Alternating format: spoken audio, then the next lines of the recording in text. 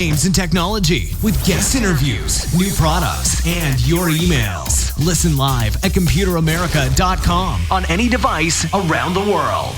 Email the show at live@computeramerica.com or find us on social media. Be sure to check out our website for contests, giveaways, show notes, live video stream, podcasts, and more. You're listening to Computer America.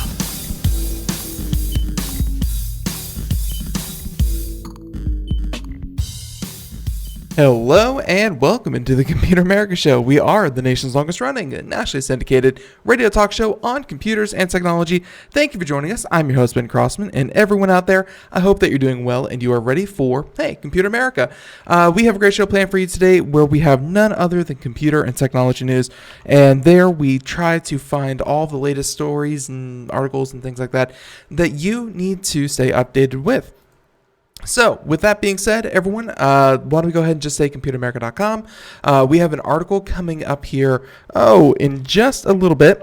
And, yeah, great, perfect. So, we have an article coming up here in just a little bit that, hey, we are going to be posting. And it's going to be all about, well, let's just say it's a Halloween-themed article. So we'll let you know when that's up. Should be up later this afternoon.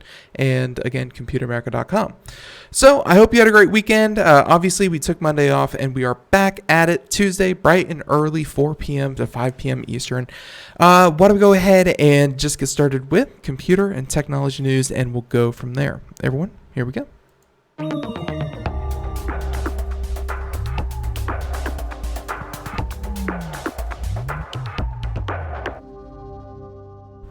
So everyone, I think that our first story that we're going to do is, and we have a ton of different stories that we could be doing. How about something that is obviously very detrimental? You don't want this happening, but when it does happen, hey, you definitely want to hear about it. So malware, obviously, malware is bad. Now, there's more to it than that. Check out this article. This one from Vice saying that malware that spits cash out of ATMs has spread across the world. You heard that right. This is malware that affects the humble, lowly automatic teller machine, ATM. Yes.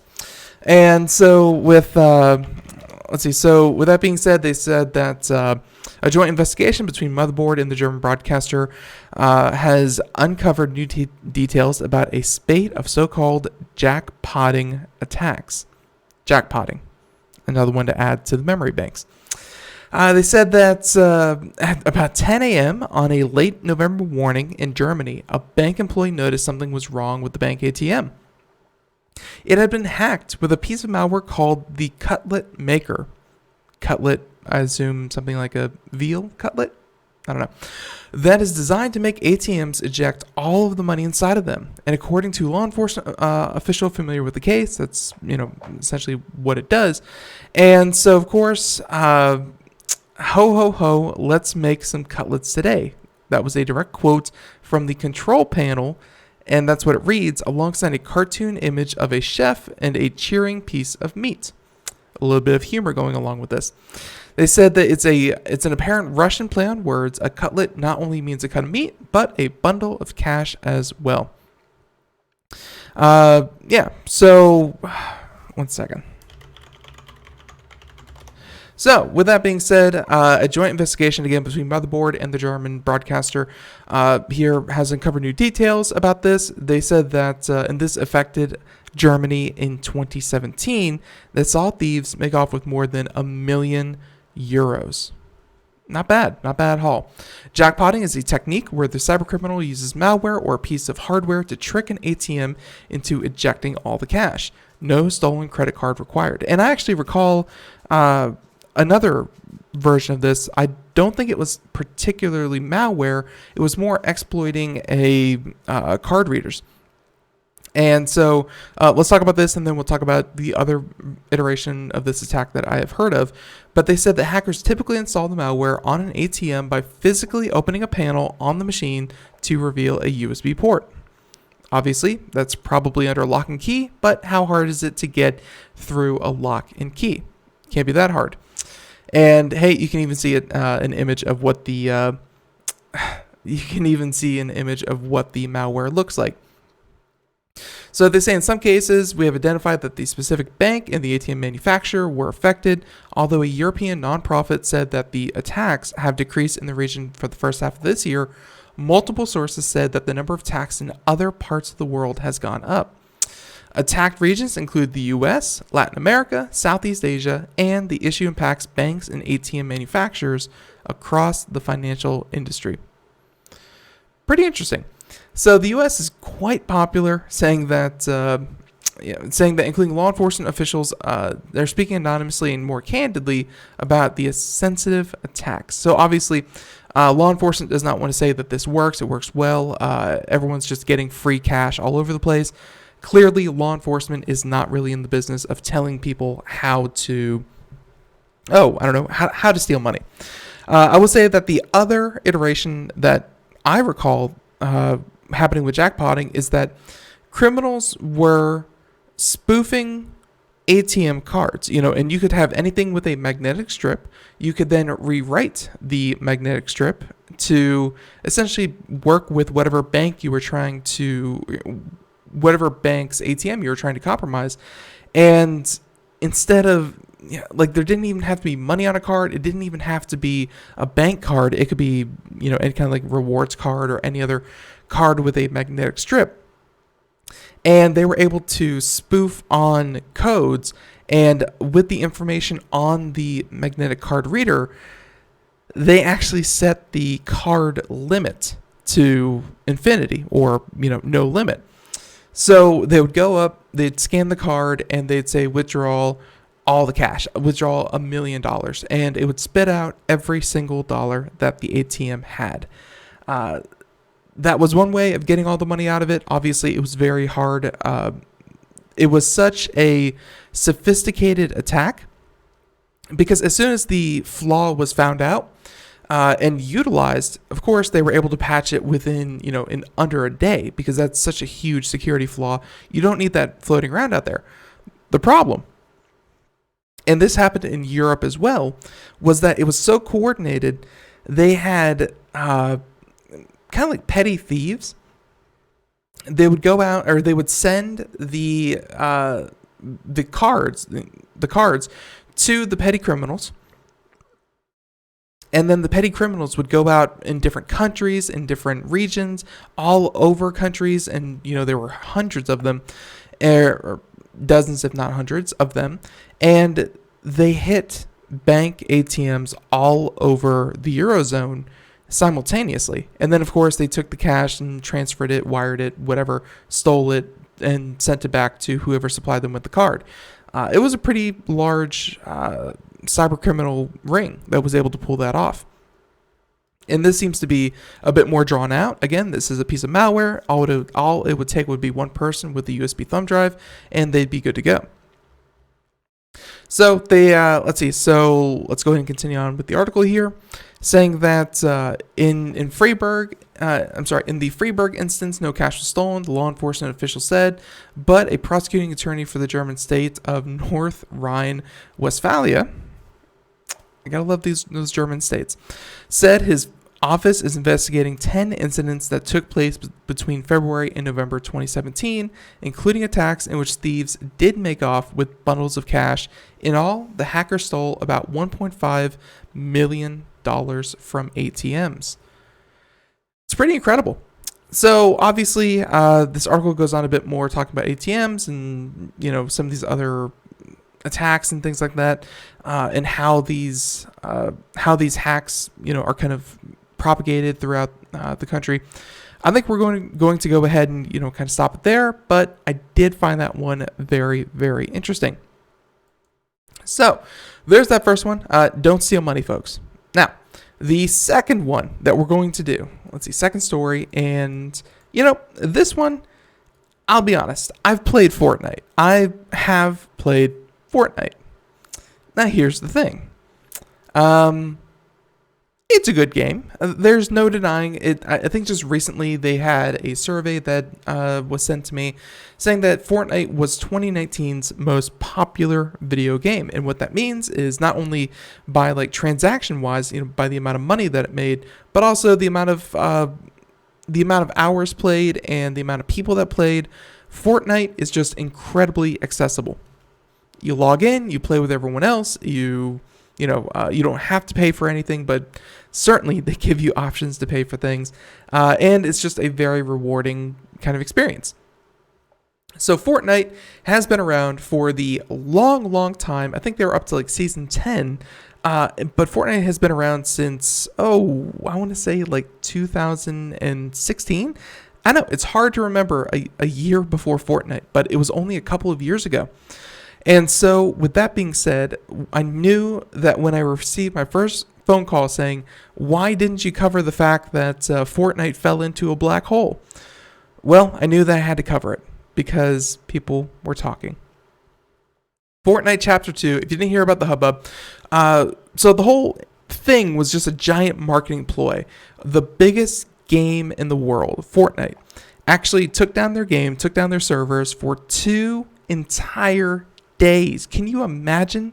Could you imagine if your favorite, if Netflix took itself down for 2 days, if if YouTube took itself down for 2 days, some form of entertainment that you thoroughly enjoy took itself down for 2 days, you'd be very interested because obviously, hey, you want to participate in Fortnite, but it's down. It's down for a couple days. And the sum culmination of that 2-day hiatus was Fortnite Chapter 2. I guess after 10 seasons, they're heading into season 11, and with that, they're going to give it a nice little reboot. I think there's like a graphics update. They redid the map. There's just a few things, and we're going to go over this in the article. But essentially, Chapter 2 changes a lot. There's of course, a new map. There's new vehicles.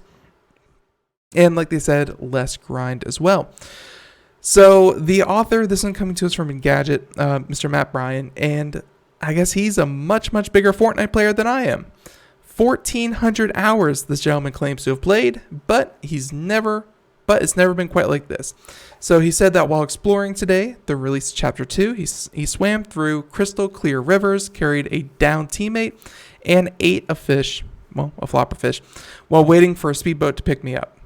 And after over a year of the most popular game on the planet, Epic Games' Money Machine has the reset needed not only to freshen things up, but make the Battle Royale shooter exciting again. Because that's the thing, is that not many games have that staying power, and especially a game like Fortnite. I mean, think about years and years and years ago, if you can even remember this far back, think about games like Farmville. Obviously, Farmville is not a first-person shooter. Obviously, it's not a battle royale, or actually, I should say a third-person shooter. And it's not a battle royale, but it's still kind of the game of the month. Think about Candy Crush. Think about any Fruit Ninja. Think about any of these other games that were super, extremely popular. Like there was no touching them. Let's just say, actually, Angry Birds just came to mind. Like these games that just seem so huge, and then they quickly kind of fall off just as quickly as they rise. Fortnite could very well have fallen into that. In fact, they were. I mean, their user numbers were down just because things were feeling a little stale. So for them to say Fortnite Chapter 2, and essentially it's not saying Fortnite 2, but Fortnite Chapter 2, it might as well be, because there are some very basic improvements that they've done. So this is really, really good. So to be clear, they said this is still very much Fortnite. Your goal is to either eliminate, obviously, your other 99 players in a battle royale game mode. However, with today's update, the task has become a lot more challenging thanks to a new map, new user interface, streamlined loot drops, and new points of interest in game mechanics. All told, it'll probably require another few hundred hours to fully get used to. So I think that's his way of telling his editor he has to play this game for hundreds of more hours. So I think with that being said, we're just going to skip ahead in the article a little bit, although this looks very, very well researched. Epic has continually tweaked the look and feel of the game to make things look fresh, and Chapter 2 is no different. The small health and shield bar, which are typically located at the bottom of the screen, have been shifted to the side and made bigger. And when you consume a shield or a potion, the countdown is displayed prominently in bold number in the middle of the screen, which is good. So after coming under fire for introducing mechs, messing with the building setting, Epic needed to ensure that Fortnite's new chapter got off to a good start, and it feels like it has. The company appears to have focused on interactivity at its core, allowing players to hide in dumpsters and haystacks, explode gas tanks and barrels from afar, and even power up their weapons at the upgrade benches. There you go.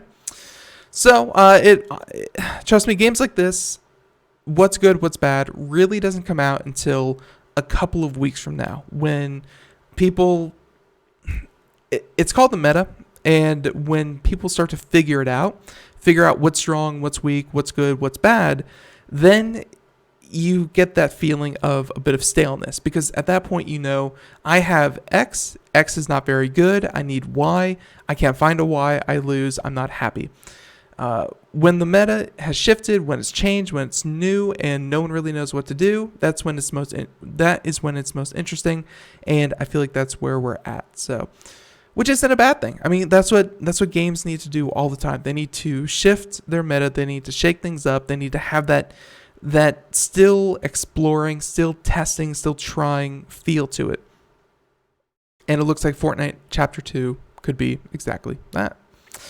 So if you haven't played the game recently or in the past couple of months, then now might be a good time to jump back into it, because obviously Epic has put a lot of work into it, and it seems like people are really excited to play the game again, which is always a good thing. Like, whether or not you hate Fortnite or love Fortnite, it's a good game. Like, there's no denying, just objectively, it is a good game. So I wish them the best. I really do.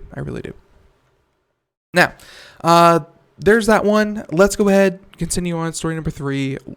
By the way, tomorrow on the program, if everything goes well, we should be recording a segment tomorrow during the day, and we'll play it live here on the air. But we are dedicating tomorrow entirely to Google and their Google, I think it's like their Made by Google events, which was, let's see. So I'm trying to find the exact name of the event that happened earlier today, but tomorrow on the show is completely dedicated to everything that was announced at Made by Google, including the Pixel phones, the Nest cameras, anything, all the different Chromebooks, things like that. We're going to dedicate it to tomorrow.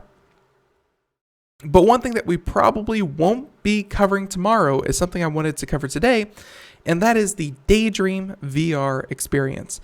This was a platform for Google to essentially let people put on this headset. The headset was only like $30-$40 and have a specific platform to distribute, just like the name suggests, VR experiences. They were apps, movies, videos, sometimes games and things like that. Essentially, Daydream was an app and store, and it was made for Pixel devices.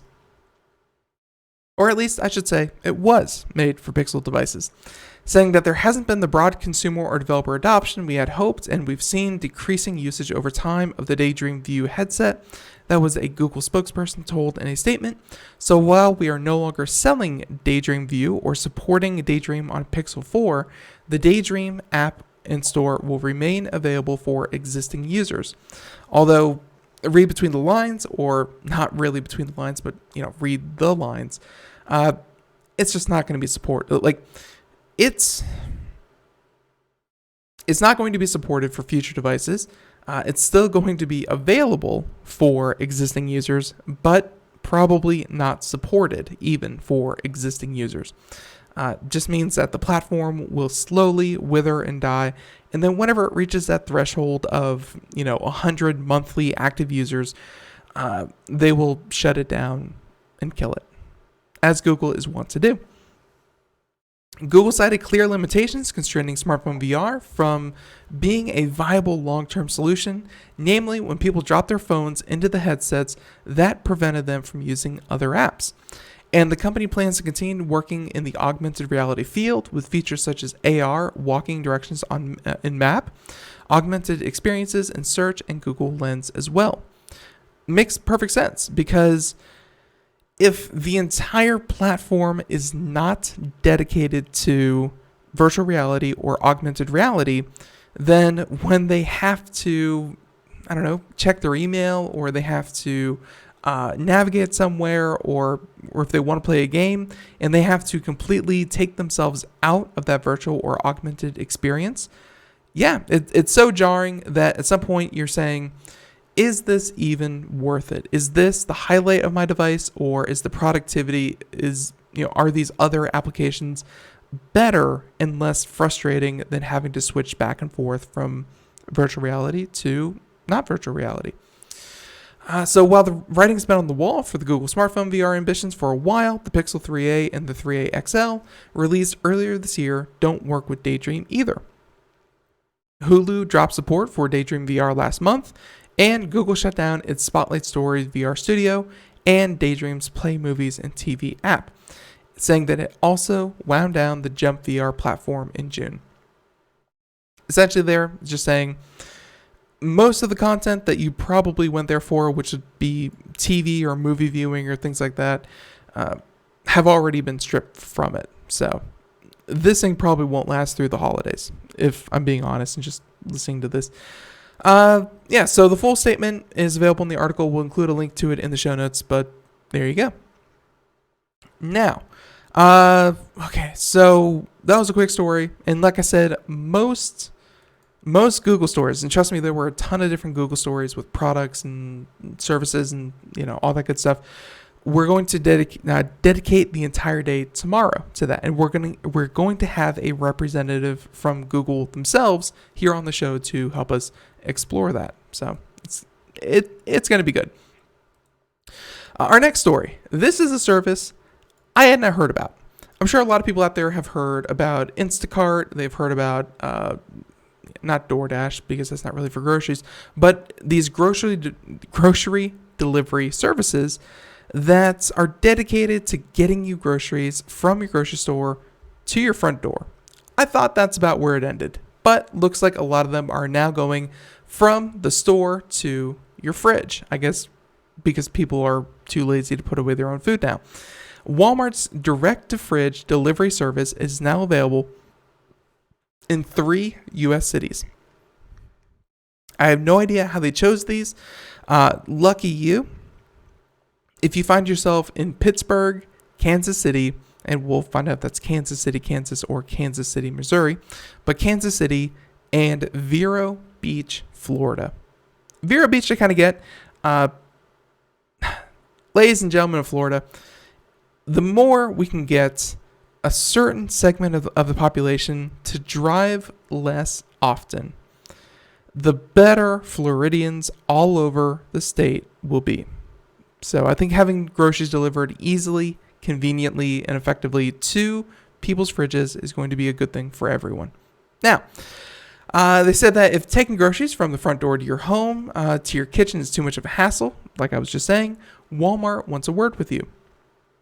Following an early announcement in June, the retailer's direct-to-fridge in-home delivery service is now available in the U.S., and today's launch includes 3 cities, Pittsburgh, Kansas, and Vero Beach, Florida, saying that the idea behind the service is that you can order any groceries you may need through the company's mobile app, and then a delivery person will come to your home and stock your fridge for you. Each so-called associate wears a camera so as to ensure the safety of the operation. And if you're watching the video portion, you can see they have a young lady right there with the image, and has the vest, has everything Walmart logo, name tag, all that kind of thing.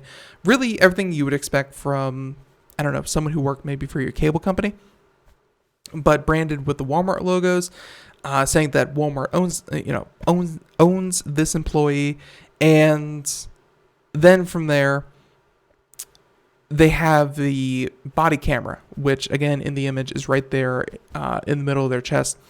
And hey, that video footage is going to be very, very important to stop any kind of weirdness that may happen either from the employees or unfortunately more likely to the employees. So the idea behind the service is that you can order any groceries, as we said, from the app to your fridge, and each associate wears a camera to ensure the safety of the operation. That said, taking advantage of the service isn't as simple as handing the company the keys to your home.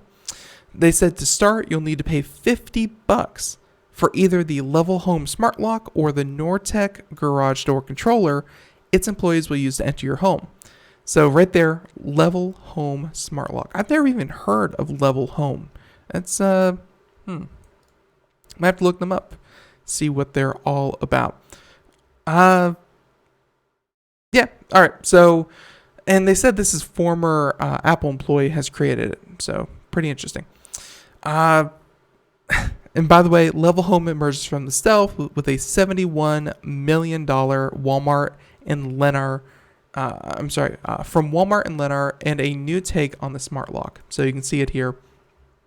Man, their first and biggest and probably one of the only clients that they have is Walmart themselves. So interesting.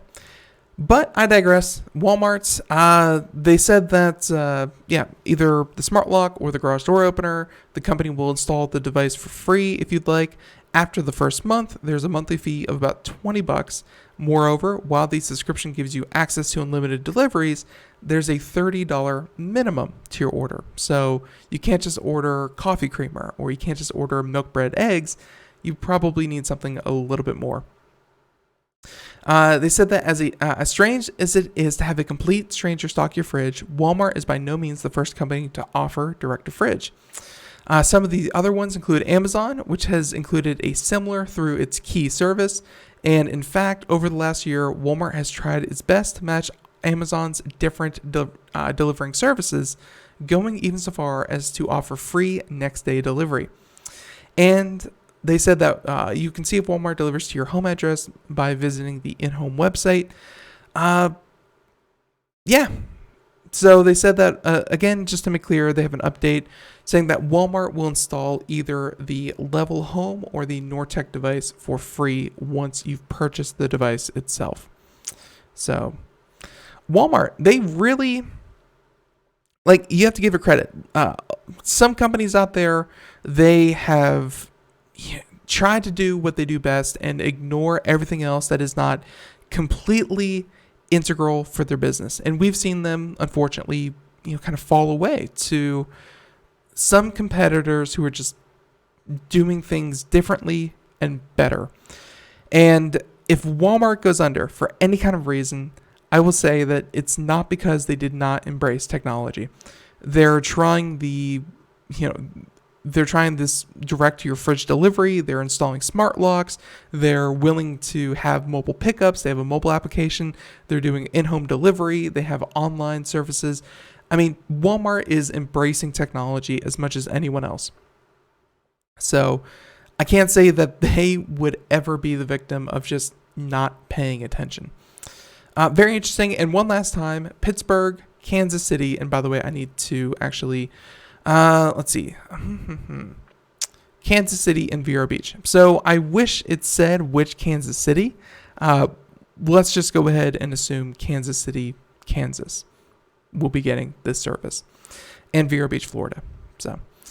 But those are probably test markets. We'll see how it works. We'll see if everything goes well. And undoubtedly, if Walmart has anything over Amazon, it's the fact that they just have so much more floor space. They have so much more access to the short distance delivery personnel, because they have just stores all over the country. That's something that they definitely have over Amazon. So let's go ahead, continue on. Our next story is going to be, how about we talk about, okay, this one's fluffy as well, I'll admit it. And I know it's just, kind of like a product review, and, it is what it is. I'm kind of interested, though, because I don't know what makes up today's smart suitcases. Before we even get into the article, my first impression of what a smart suitcase is something that is kind of banned in airports and, places that you would like to travel with one. Because lithium batteries of a certain size, like anything more than like your carry-on phone or your laptop or something like that, your lithium battery is banned from being transported in flight. Like you're not allowed to even have them in the hold of the ship for if the change in altitude causes them to expand and explode, which has taken down a plane or two in its time.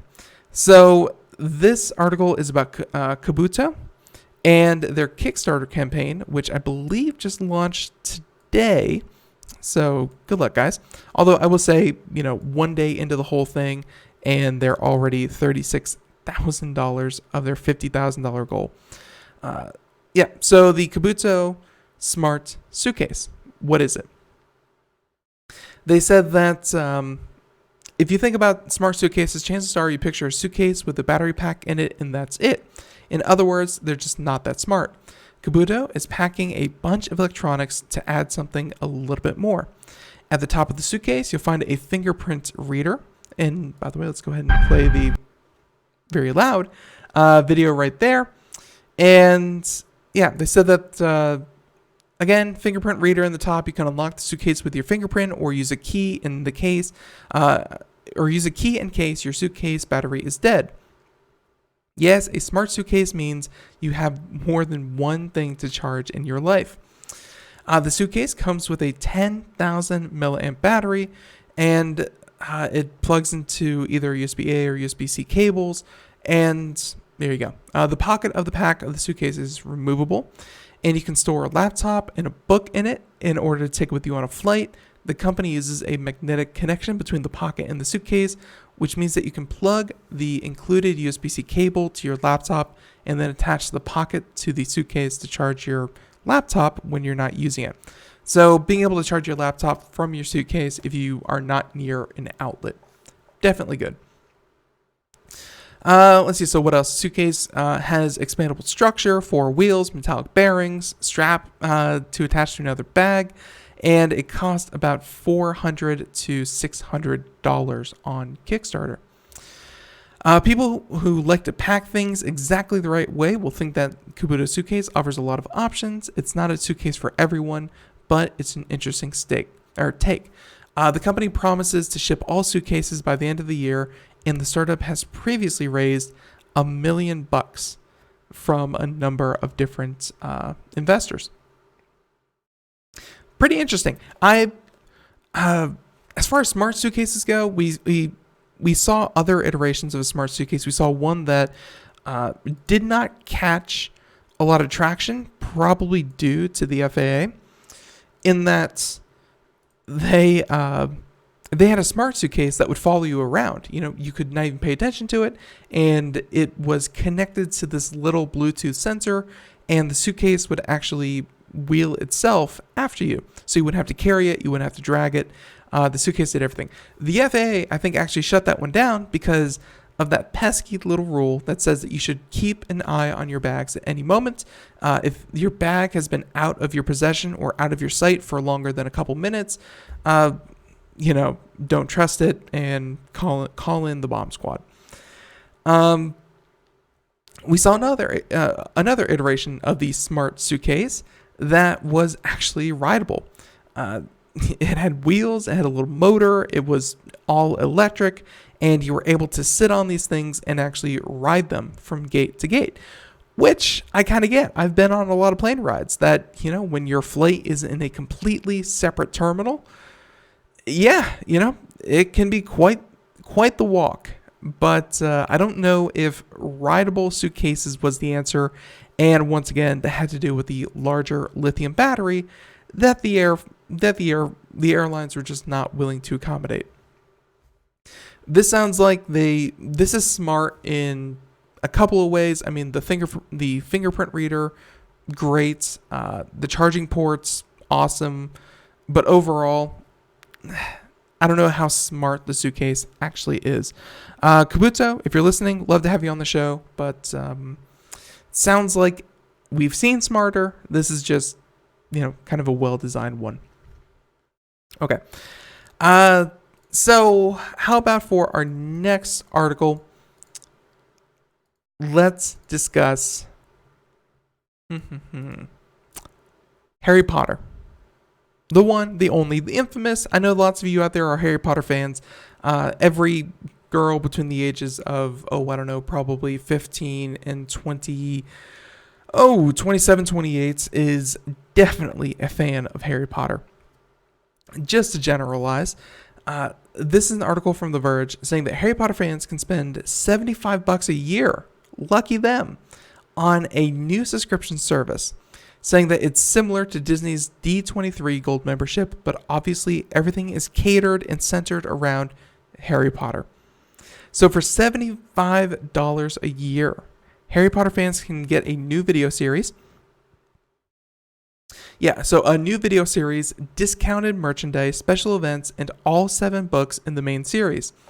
As if they wouldn't have those already, but I digress. The offering from Warner Brothers and Pottermore is a premium addition to the Wizarding World app that launched in August, saying it's called Wizarding World Gold. We have reached peak product placement. My goodness. So from a quick glance at the offerings, it's likely that Warner Brothers and Pottermore and author J.K. Rowling's company want to mirror the success of companies like Disney, who have found with their own membership programs. Disney's D23 membership, which gives people discounted access to the company's parks and access to exclusive events, is a big part of Disney's relationship with its fans. The annual subscription even spawned an entire 3-day biennial convention to attract the same Hollywood star power San Diego Comic-Con boasts, but it's exclusive to D23 Gold members. I've never even heard of D23, and we've already mentioned it like 4 times. What the heck is D23? I wish someone knew. By the way, just Googling it, it's self-proclaimed the official and the largest official Disney fan club. Started in 2009. I guess there's an expo that is exclusive to Disney 23 fan club members. There you go. Now, they said that the annual subscription even spawned an entire we already covered that. Disney and Harry Potter seem to have one major overlap when it comes to their fans: dedication. Much like how Disney can use its memberships to bolster additional attention and excitement from its divisions, Rowling and Pottermore can use these subscription packets to drive traffic toward theme park attendance and stage plays.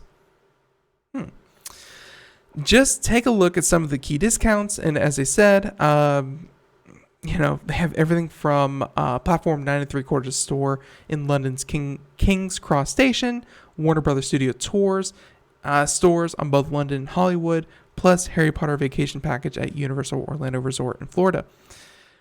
I'm sure all of those are ridiculously expensive, and they're only now slightly ridiculously expensive with the subscription.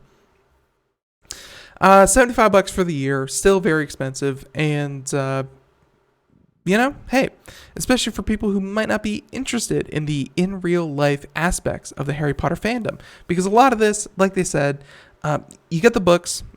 Great. Again, you probably had those if you were considering buying a $75 annual subscription. They send you the books. They give you a TV series, which is good, but man, that's expensive just for a TV series. And then on top of that, you get a lot of discounts at the physical places, like going to parks and buying merchandise. But I don't know. If you're just into the stories, then that may be a wash for you completely. So let's just go ahead and just say that's about the end of the article.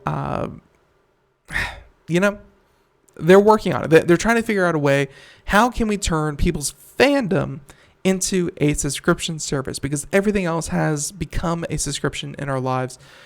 This is just one more way to, in fact, do that. So, it's crazy world that we have out there. Speaking of subscriptions, this is close enough to one. That's the best segue I could do. AMC. They run movie theaters. They have a lot of movie theaters. And check this one out. AMC is launching its own on-demand movie service. Check that out. Saying that if you can't beat them, join them. AMC Entertainment, the largest theater chain in the world, will soon be offering movies to stream at home. saying that the movie theater industry has tried all sorts of approaches to compete with the Aloha has tried to compete with at-home streaming, from subscription passes to new formats. However, the most unstoppable rise of Netflix and more competition coming soon, and I'm sure they're referring to Disney and Disney Plus offerings, AMC is getting in on the action with its own streaming program. And this is where I think AMC might have a chance. It's probably not good. I mean, if it's too successful, the other part of its business will suffer. The problem, though, is that if it's not successful, then the other part of its business, its movie theaters, will probably not be successful either. So I don't think this is a full-blown transition, but it's a Band-Aid to, kind of wait it out and see where they can go from here. So they call it AMC Theaters On Demand, and it's an iTunes-like store that will offer around 2,000 films, which can be bought or rented for home viewing after the theatrical runs are over. So unfortunately, everyone out there hoping that they could watch in-theater movies at home, not quite yet. But the movies will be available in the US only, and prices will vary between $3, $6, and $10 to $20, either for rentals or for purchases. So $3 to $6 for rental, $10 to $20 for purchases. Pretty darn expensive. They better have some serious exclusives, because I don't see this working in any remote sense.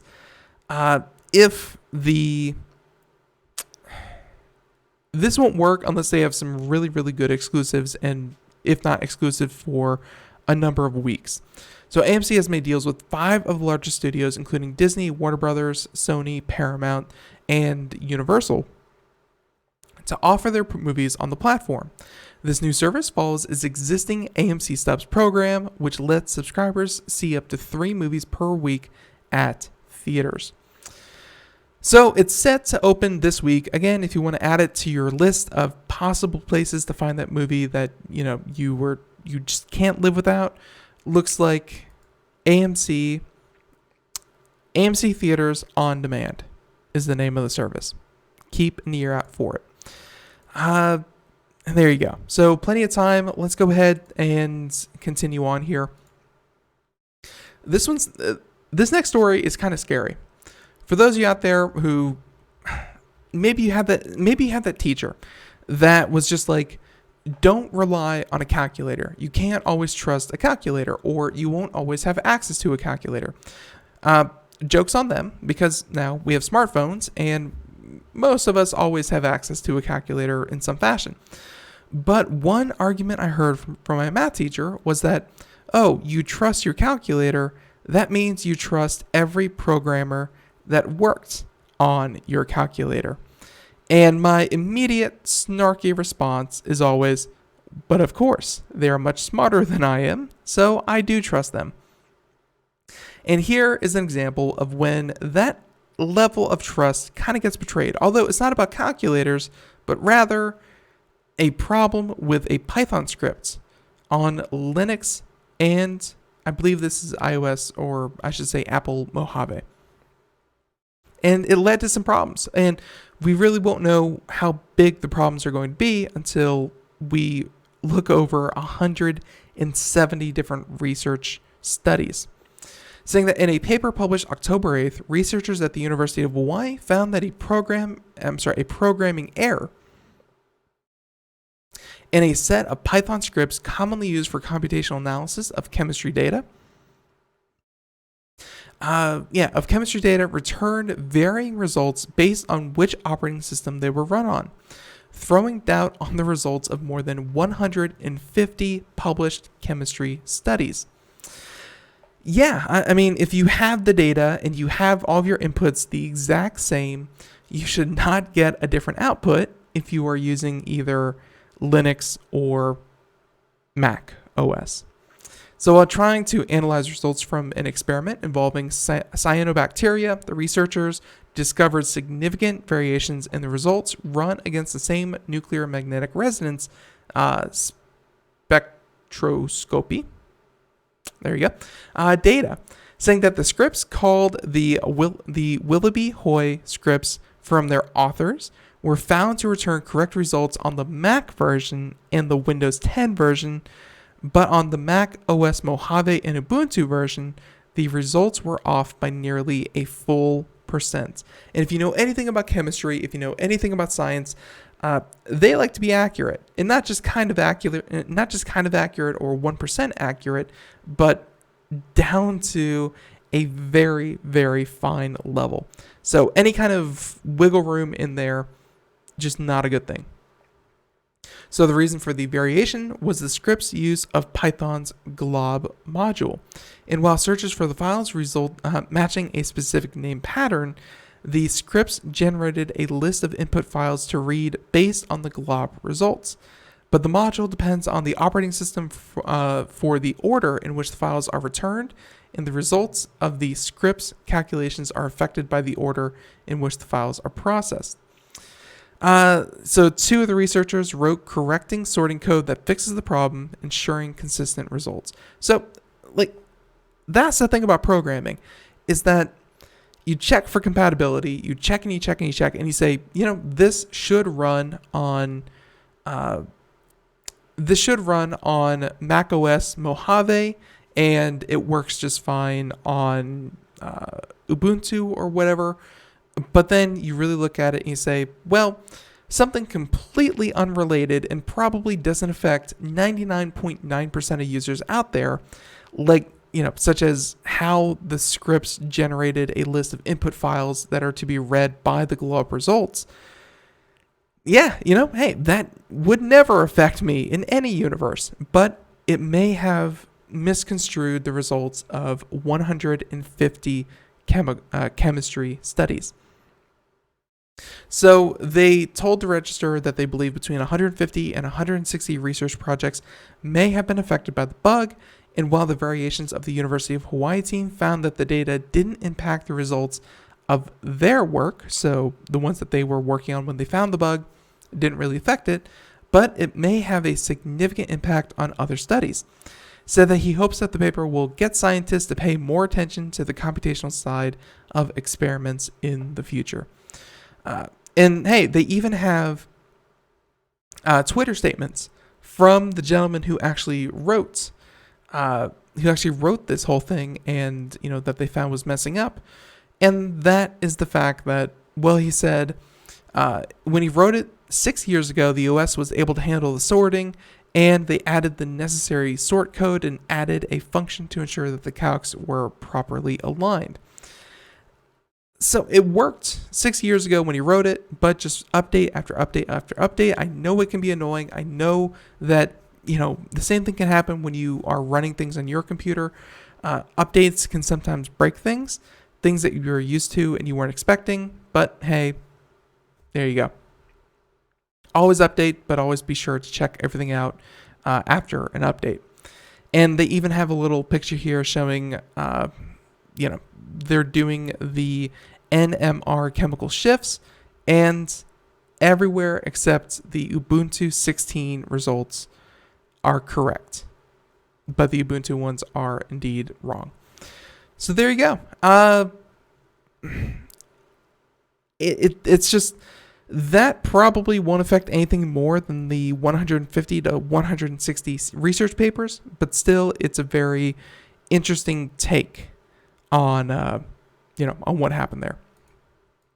Now, let's go ahead and continue on to YouTube. I like to follow YouTube copyright infringing and copyright trolls from here, every so often, because YouTube has a very serious problem where if a person or a person's audience really has a problem with you, they can copyright strike that individual's channel. And if they are YouTubers, or if they are content creators for YouTube and they primarily depend on the money that they receive from YouTube, then taking away that livelihood really affects them. It really, really hurts them. So when YouTube is able to kind of stop people from doing that, it's a great victory. Now, this coming to us from The Verge, saying that an alleged copyright troll will no longer be able to issue false DMCA takedowns to other YouTubers, according to a lawsuit settlement filed today. And under the new agreement, this one individual is banned from submitting any notices of alleged copyright infringement to YouTube that misrepresent that material hosted on the YouTube service is infringing copyright held or claimed to be held by Brady or anyone Brady claims to represent. So essentially what they said there is that he's banned from copyright striking channels illegally, which he already should not have been doing.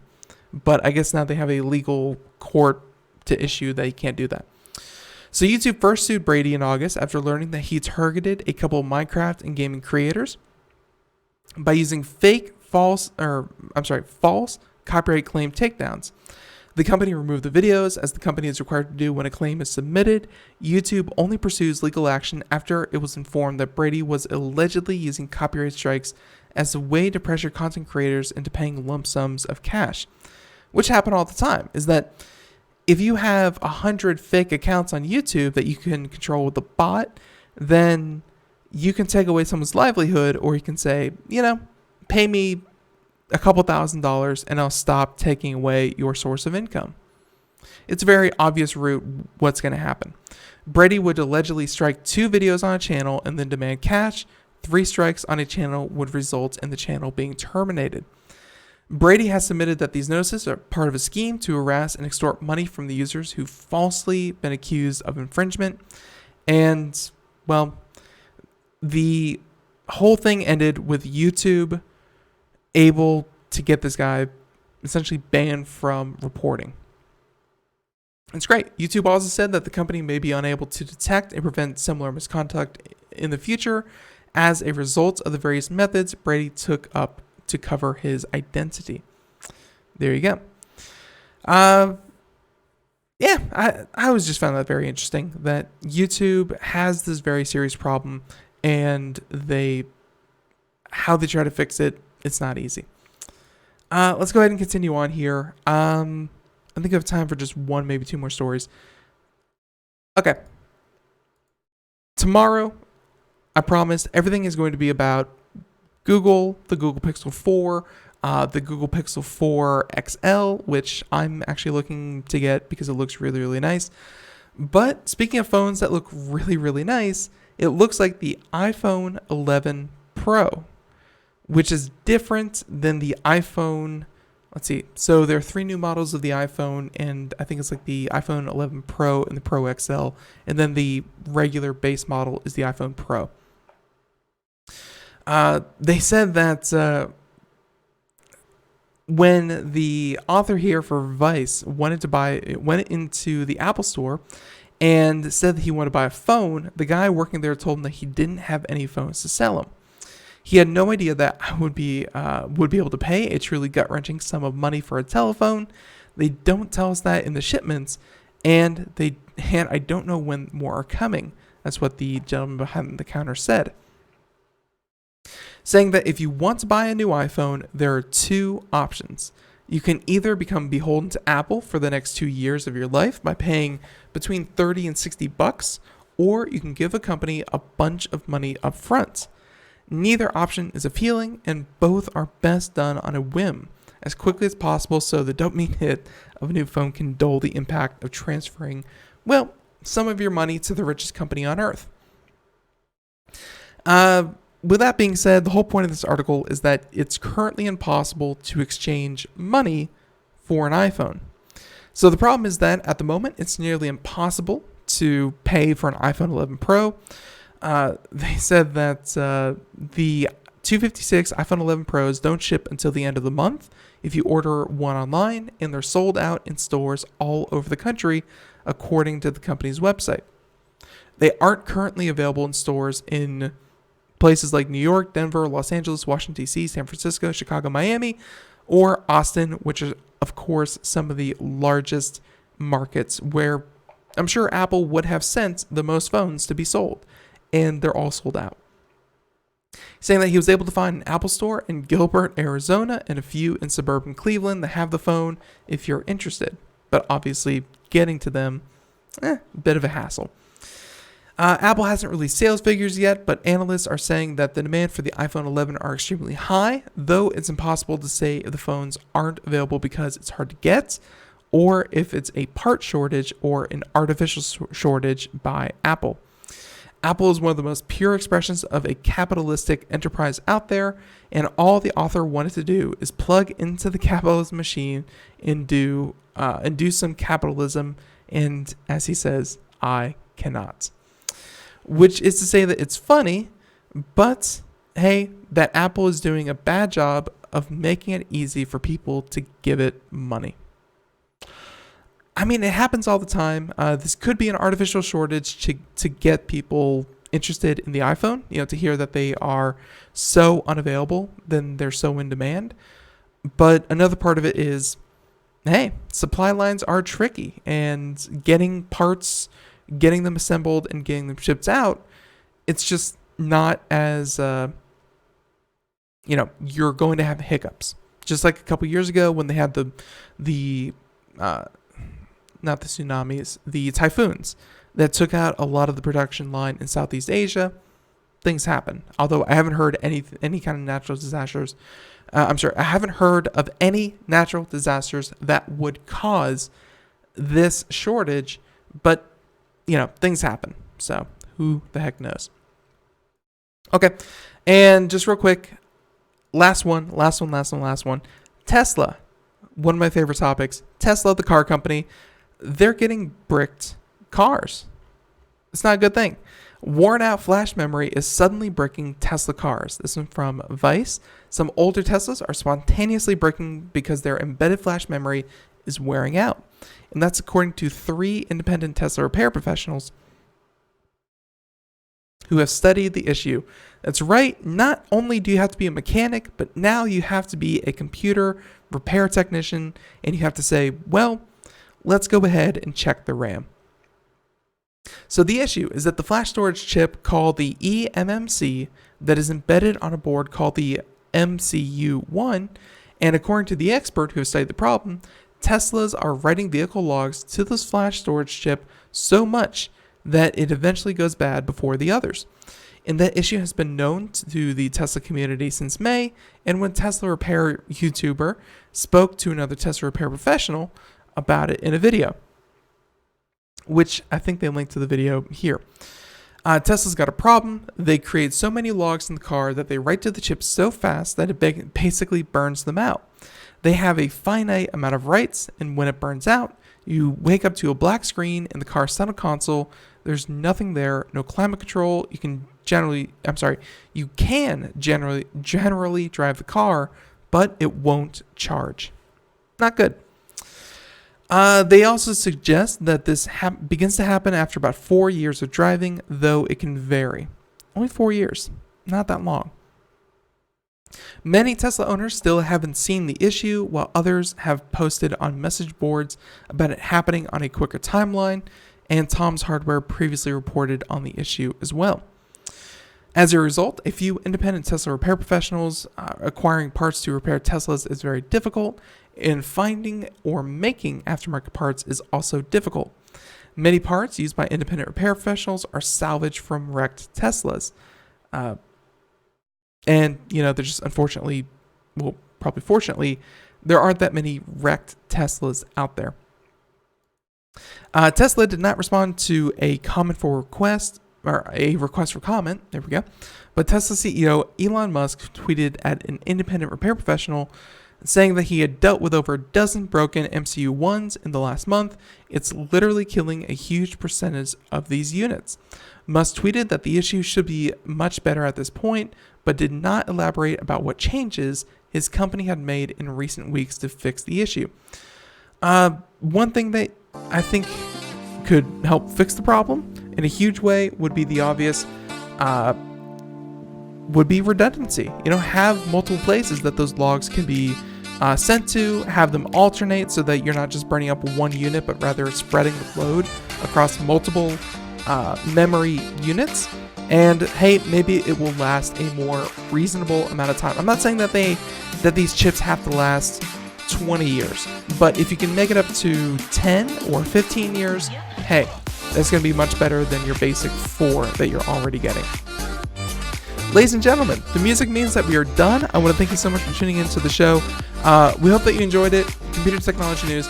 Tomorrow, once again, Google will be joining us to talk all about everything that was announced at the Made by Google event. Tune in to hear the latest on Chromebooks, phones, Nest thermostats, video cameras, things like that. Everyone, it's going to be great. We'll catch you then. Bye, everyone.